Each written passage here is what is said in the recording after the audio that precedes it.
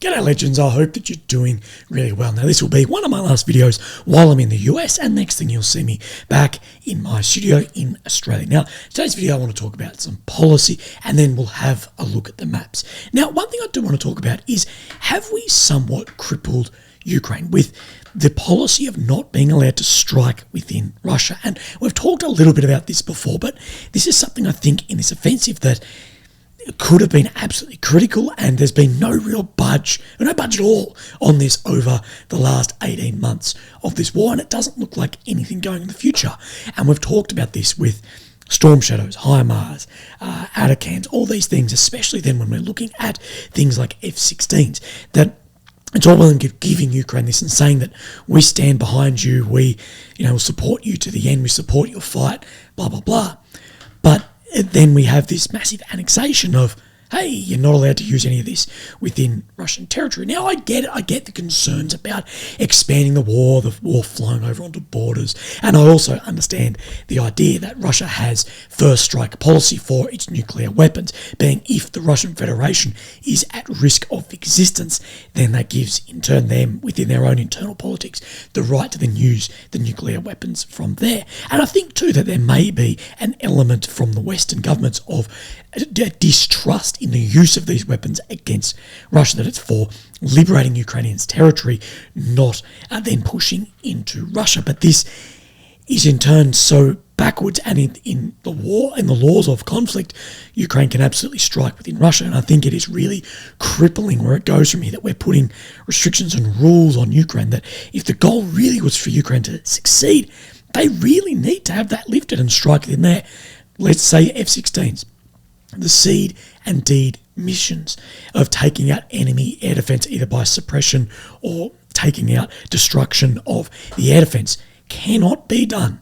It cannot be done without those planes being allowed to fly either into Russian territory or fire Western missiles off them into Russian territory. So I think there's this element of crippling Ukraine, crippling the offensive movements from there, because when we're talking about things, well, if Russia sit some of these elements outside of Ukraine's border, of the internationally recognised post-91 border, pre-14 border, then it's not completely safe. You've still got, of course, civilian partisans working and Ukrainian weapons that they can use at their side there. But the advancement of these weapons, your Storm Shadows, things like that, they're not going to be used. And I think there's this almost unfair element that Russia has, they can do this, but Ukraine can't. The other way, I think, in this, that is what I'd be looking at if I was one of these ministers who's saying, we'll do anything for you. That's untrue, because we won't do that, and that would make a huge difference and support not only the ongoing offensive operations pushing the Russians out, but it would also save a lot of bloody lives doing that. It's just about thinking, and I think about this a lot. Now, let's have a look at the maps, go over some big events from the day. So, of course, we have Ukraine, the centre, the capital of Kiev. The red areas occupied since 22, although it's gone forward and backwards. The forward and backwards is, of course, this green area that's been liberated by Ukraine. And then the purple, of course, is area that has been held by Russia, occupied since 14. It's been Luhansk, Donetsk, and, importantly, Crimea. Down here, we've got Romania, Poland, Belarus, and Russia around here. Couldn't find my words. And, of course, this is the Black Sea and the Sea of Azov.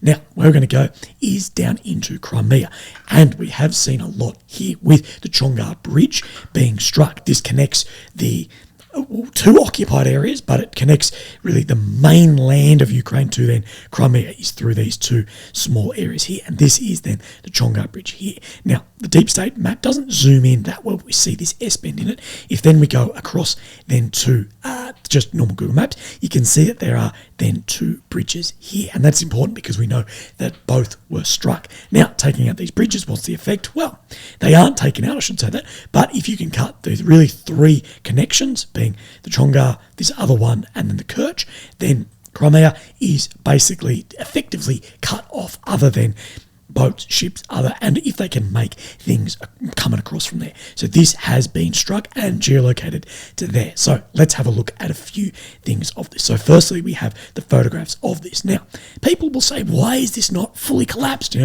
It's a Storm Shadow. It's said to be a Storm Shadow missile has hit this. Well, buildings, bridges, tunnels, things like this, especially look at like the Kiev metro, how deep it is.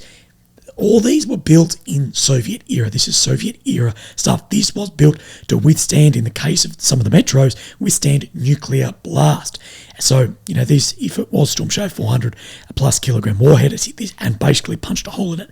And this is what we've seen from both Russia and Ukraine in attempting to take down bridges, is it more punches holes through things and can still be moved across from there, because these bridges were built in the paranoia of the Soviet Union by a Western attack to withstand bombs, nuclear weapons, things like this. And this was the destruction here. But we're just going to have a look as well on this video. And this is the missile actually striking the bridge here. Bang! Look at that massive impact. This is what movies get wrong, is impacts don't have the flame and whatever. It's just impact. And look at that. Massive. So we have this video as well, and this isn't translated, but let's not worry about what this gentleman is saying. But behind him, he's standing right on where that main impact is that we just saw the photographs of, and here is that impact from the other angle. But we also see the bridge across being the second one we look at here, the smaller of the two. Has been struck as well. And then there's another video with a look off the side where there's a big impact into like the mud on the side of it from there. So that is interesting. And we know that Ukraine, to take Crimea, is going to have to cut it off somewhat. We're not even sure how the offensive would look from there, but it is very interesting to see the strikes against that bridge then occurring. So Shoigu, the Minister of Defense of Russia, the Russian Federation, has had this to say as well about strikes within territory of which they see as Russian or the Russian Federation. This goes in line with what we spoke about firstly in this. The leadership of the armed forces of Ukraine plans to launch strikes on the territory of the Russian Federation, including Crimea. Now, internationally recognised maps, of course, put Ukraine in the borders of, Crimea in the borders of Ukraine. But the way Russia see it is that this area has been annexed and it's part of Russia, same as what they will say that DPR, LPR, Luhansk or Donetsk People's Republics from there, or DNR, as they will say. That HIMARS and Storm Shadow missiles and the use of these missiles outside the area of the special military operation, which mean a full-fledged involvement of the United States, America, Great Britain into the conflict, and that would entail immediately strikes on the decision-making centre in Ukraine. So they're seeing that this is direct involvement from from the UK and the US. So we spoke about the UK, US giving these weapons that they don't want to be used inside of the Russian Federation.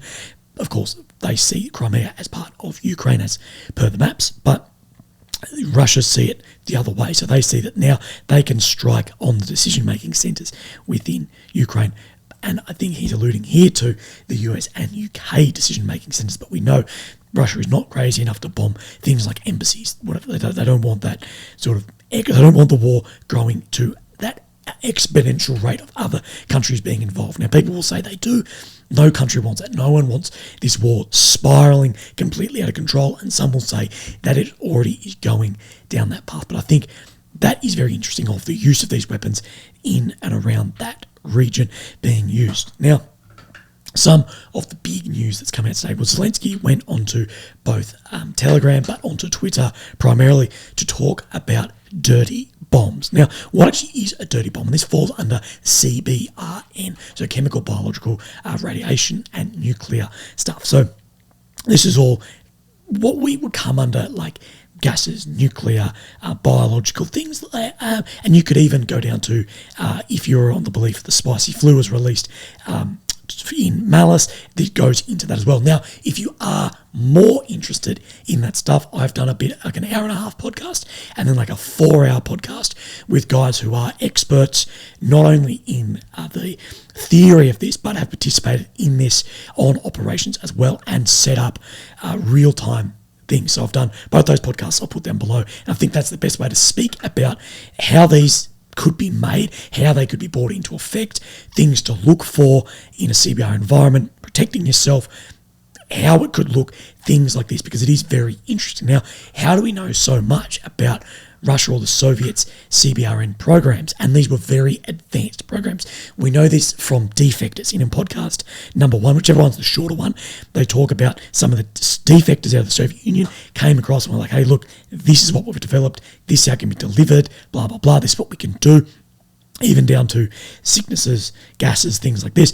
And at the time, according to these experts, that it was far beyond the reach of what the American technology was for CBRN weapons. So they are absolutely banned all around the world. They're absolutely savage, but it is part of the world here. So Zelensky has taken to Twitter and Telegram to talk about this. That, dear Ukrainians, all the people of the world. So the intelligence agencies, so the SBU, so he speaks about the terrorist attack on the Kakhovka power plant that took down, of course, the dam, and then it's gone through there.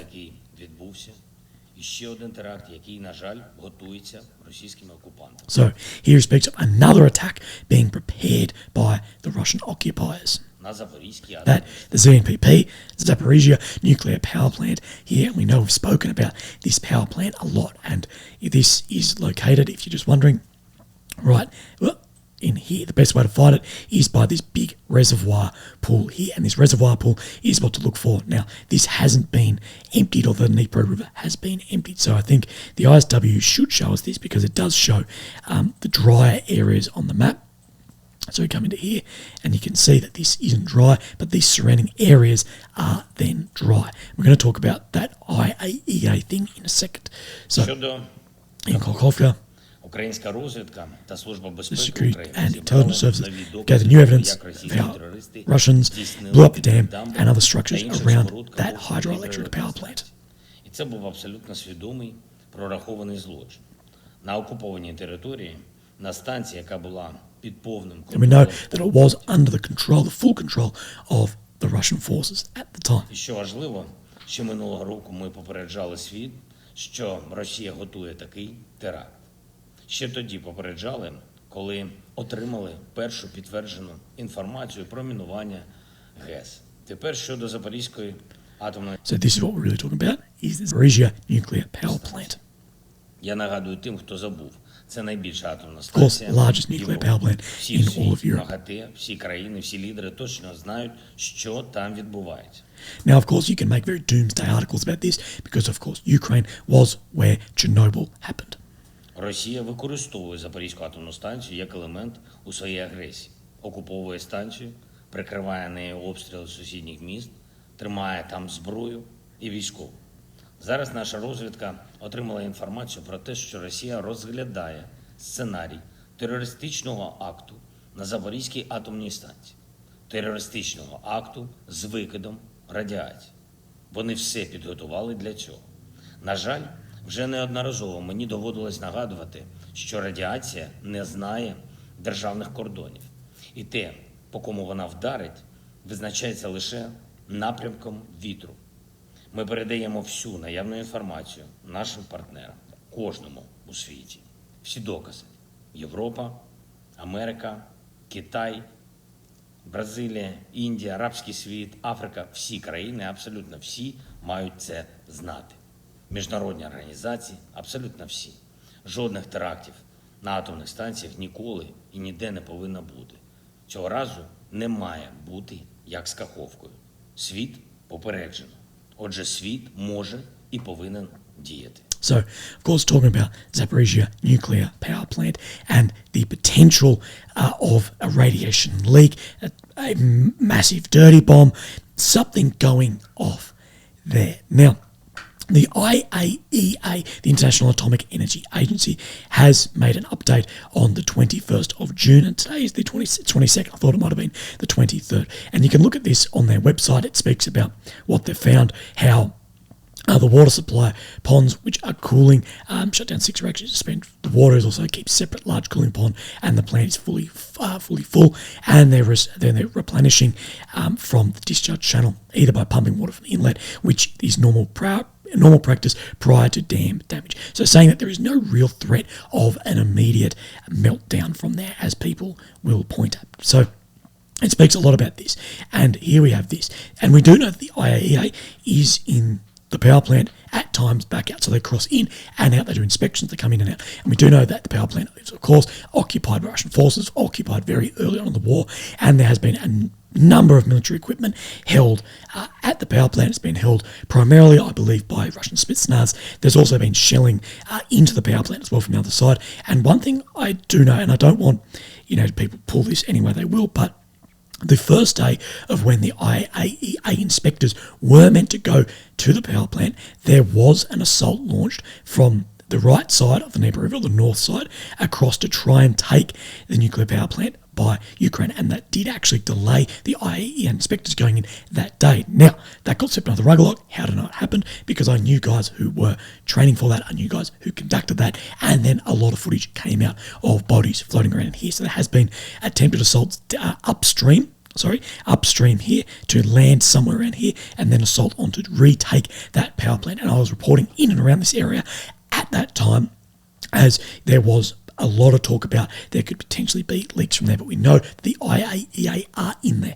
So here they say in their article from yesterday, the IAEA is aware of reports of mines having been placed near the cooling pond. No mines were observed at the site during the Director General's visit, including the cooler pond.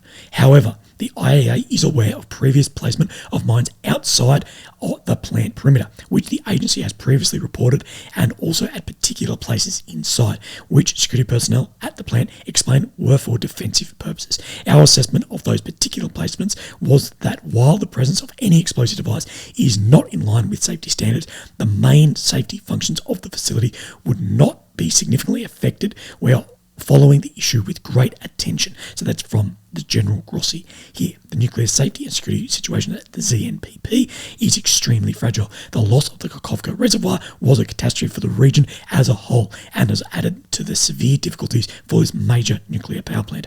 Now, more than ever, all sides must fully adhere to IAEA's basic principles designed to prevent a nuclear accident.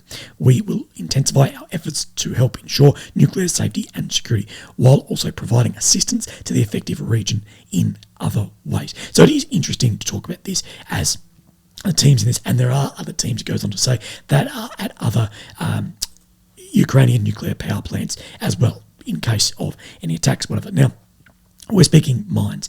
Nuclear power plant, of course, are incredibly strong structures that even the shelling onto these people said, yeah, look, it's not a good look either way to be shooting around a nuclear power plant. But we're talking nuclear power plants, we're talking feet thick of concrete, steel doors, things like this. So, of course, never adhere to any of this is horrible. But if those landmines were placed outside of it or in defensive, say, the front gate, I don't know, that's not going to cause a meltdown dirty bomb. But we don't know fully of what the security services, intelligence services of Ukraine have found through Zelensky's message from there and appealing to the outside world of putting that information through. So it is something that will be continually put through the media because, one, if something like this melted down, it would be a massive, massive disaster for the whole region. I don't have a map here, but there's other maps that show like the rings around where it would be affected, and it is just unbelievable area, especially after Kakhovka reservoir was taken down. And of course the Russian pages have jumped on that this is setting up the plans for a false flag attack by the Ukrainian side, and the Ukrainian side of course are jumping on the mining that it could be and then attack from the Russians. So we never really know where this is sitting, but I think we'll see more of this come in the future. And either way in this war, I hope that everyone, whether you're religious or not, prays that these nuclear power plants don't melt down, because things like that are absolutely horrible. Now, let's have a look at some maps and talk about some other little bits and pieces. So it is 1700 and this map updated at 1200. So I'm a few hours late. I've been a little bit busy organising some things today. Now, let's have a look on the deep state. We're not seeing any different to yesterday, to the south of Orokhiv and then the south of Lobkovy, which we have been talking about a lot in this. So let's then have a look in these regions. Sorry, I'm going the wrong bloody way. In these regions around here. Now, is this showing any different from yesterday? Let's jump across. So this is this first region sitting in here, and to my eye, no difference. And then let's get the other one up if I can figure out how to use my computer. And this is to the south of Orikhiv, and I'm not seeing any differences. So let's go to the next bit here. This is where we saw the beginning of these offensive in around Makarivka region, and here we do see some change to the 21st and then to the 22nd. So we see a fair bit of Russian assessed control change. We don't see the blue, which is assessed Ukrainian control, but we see the grey zone increase in here and a little bit more of the blue Ukrainian control. So the grey zone definitely expands there, and that could be a pullback from there. But those regions still have not met right up to where we're seeing then these lines of defensive works. Do have then a Rybar Russian sources map from today of this region, and let's look firstly at one from the 16th, it's a little bit old, and then the one from the 22nd. What is showing different here? Now, at first glance, not really that much. Let's have a look on the zoom in region. Now, of course, the zoom in region is going to be a different bit, but let's have a look at where these bits are zoomed in on. So we're talking around Rozhany, Makarivka, and correct me if I'm wrong, I personally am not seeing much of a difference, but we do know that there are more pushes in and around other areas, and that this is saying Ukraine on today is pushing into Priyutny here, which that is going to be pronounced horribly, I'm sorry, in and around here, but hasn't shown any territorial gains or losses across the Rybar Russian sources map, and that is showing very similar to Deep State and ISW as well. And remember, I do say that these maps do have a bias, and of course Rybar has a bias to the Russian side, but these maps did show the movements first when the ISW, the Deep State, the other one with all the ads over it, whatever that's called, Live UA, they weren't showing shit, but Rybar was showing significant changes in and around there. So let's go back on the Deep State. What have we seen in and around Avdiivka? Some small changes around Opitny. We see Russia pushed to the north here, that there was some more ground taken up through there, and that was reported over the last couple of days that Russia were pushing in some offensive regions there as well, in and around Bakhmut. Not really. Let's see if that spire out from Opitny in Avdiivka is shown on this map. So here it is, and I can't tell, but I think it's showing fairly similar. I don't have one from yesterday to then compare to today. And let's have a look at the Crimea forest regions, where we did see some movements yesterday, and we did see Russia take a little bit of ground, although there's a lot of footage coming out. Of course, I can't show you, but footage coming out of Ukraine guards clearing Russian trenches as well, but then the other way with other Russian vehicles involved. We know the fighting in here is very heavy. In other regions, it looks like Russia is definitely on the defensive. In here, it looks like Russia is opening some level of an offensive movements here, like actually moving forward in these regions too. So that is then interesting to have a look at and talk about in that region too, and that could open up very different places. But as far as map movements, we're not really seeing that much. So the last thing I wanted to show you was this. So the Lancet loitering munitions. Now, these have been evolved over time and apparently have been changing some of the engineering and how they're working from here. And they're seeing lots and lots and lots of videos coming out of more successful Lancet strikes against Ukrainian armour and infantry as well. So the Lancet 1 and 3, I believe, that one of them has a large warhead for like anti-armour, and other is more in the soft skin vehicle or anti-personnel use, but that they are being more successful than they were. Now, this was actually shared, I think the video, of course, is Russian videos come out, but it's being shared across Ukrainian pages, saying that they were disappointed that this Leopard 2 here is being used almost as a 120mm artillery piece, more so than a tank movement. Now, with every one of these videos, we don't know the hours, the days, the weeks leading up to what is actually happening here, but this is a Lancet targeting from here, and you can see that this Leopard here is acting more in the way of a artillery piece and not in and out movement like a tank would go from here. And then we see then a Lancet strike on that vehicle from here. Camera cuts out and strike. Now, there's a lot of talk about, can a Lancet actually take out like a full kill of a Leopard tank, and the majority of people will say no, but the damage it can cause, mobility kills, things like that. They know where that is. They can send more depending on where it hits, luck of it hitting. And there is just luck of things in here. I don't have it on me, but there is a video of a T-90M, of course, being one of Russia's most modern tanks, or the most modern that we're seeing in combat, take multiple top-down attack hits and go from there. So it really depends where's hit, what's hit, things like this. You can't repeat these sort of things, but the Lancet strikes are a big problem, and very simple weapon system, very cheap weapon system. The more simple, the more hard it is to things like jamming them if they're not using that sort of stuff. So simplicity in war absolutely has a place, and a lot of people say that even like the West, like the States, Australia, whatever, we overcomplicate a lot of weapon systems. That even like the CRAM. So the best example I heard of this, and I'll just tell you this for 1 second, was that if a heap of kamikaze boats came up to like a modern Navy ship, what would engage them with is CRAM. That said, that fires, I'm going to pull some numbers out of my ass, but I won't be too far off. It fires something like 3,000 rounds a minute, but in the magazine only has like 1,000 rounds. So you're only going to get a few bursts. And if you just had like 100 jet skis with some improvised explosive on them, some of them would start getting through that. So is talk about where there's a point of sort of meeting of where you're focusing too much on complexity and where is simplicity going to overcome that from there. And a lot of the fighting we've seen has gone back to the simplicity of men with rifles in trenches, digging holes, over the top gents into the next trench and fighting out from there, which we didn't think we'd see, but that is how it's happening in an EW warfare, electronic warfare war. Could it just look like that everything's jammed out? And I'm meaning on a large scale, everything jams everything, and it's back to dudes with a compass and a map going from there. But legends, that's it from me today. I hope you've enjoyed this one. If you'd like to support me, links down below. But thank you for getting to this point of the video. I really appreciate it. Really appreciate your time. Thank you very much. I'll see you soon. Bye-bye.